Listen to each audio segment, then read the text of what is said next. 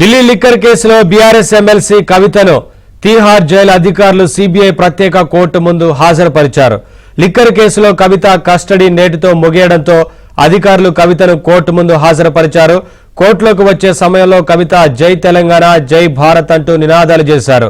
కవిత remand పొడిగింపుపై court మధ్యాహ్నం 2 గంటలకు విచారణ వాయిదా వేసింది.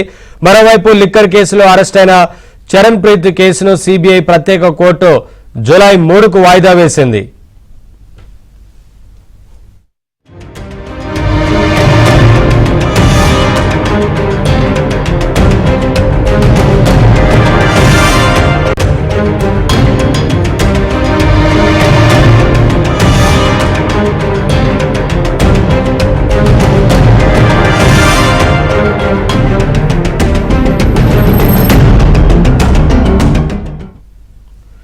ఢిల్లీ లిక్కర్ కేసులో బీఆర్ఎస్ ఎమ్మెల్సీ కవితను తీహార్ జైలు అధికారులు సీబీఐ ప్రత్యేక కోర్టు ముందు హాజరుపరిచారు. లిక్కర్ కేసులో కవిత కస్టడీ నేటితో ముగియడంతో అధికారులు కవితను కోర్టు ముందు హాజరుపరిచారు. కోర్టులోకి వచ్చే సమయంలో కవిత జై తెలంగాణ జై భారత్ అంటూ నినాదాలు చేశారు.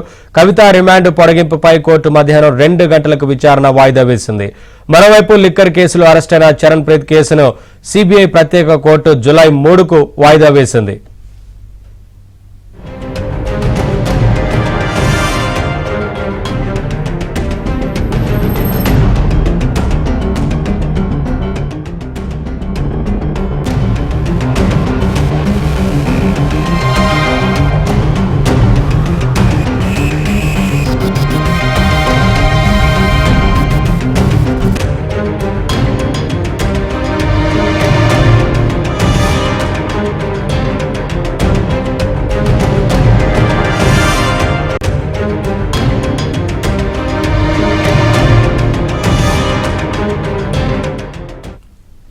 అప్డేట్స్ మా ఢిల్లీ కరెస్పాండెంట్ సతీష్ నాడి తెలుసుకుందాం.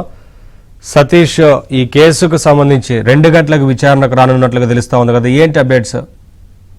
నవీన్, ఢిల్లీ లిక్కర్ కేసులో ఎమ్మెల్సీ కవితను కోర్టు ముందు హాజరుపరిచారు. కవితతో పాటు అదేవిధంగా గోవాకు సంబంధించి దాదాపు 4 నిందితులను, ఆ నిందితుల్లో ఒకరైన దామోదర్ శర్మ, ప్రిన్స్ కుమార్, అరవింద్ సింగ్ ను కోర్టు ముందు కూడా హాజరుపరిచారు.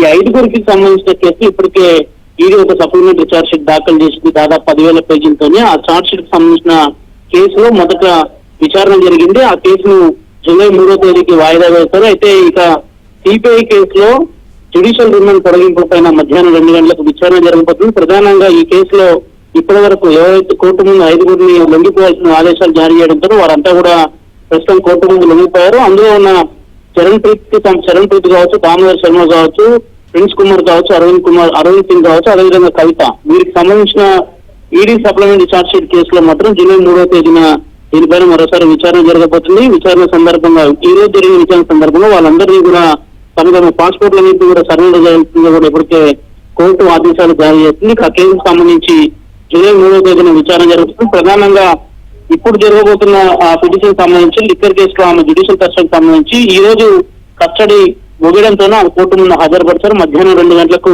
కవిత జ్యుడిషియల్ కస్టడీ పొడిగింపు పైన విచారణ జరగబోతుంది. అయితే కవితకు మరో 14 రోజుల పాటు కూడా జ్యుడిషియల్ కస్టడీ పొడిగించే అవకాశాలు చాలా స్పష్టంగా కనిపిస్తున్నాయి. నవీన్,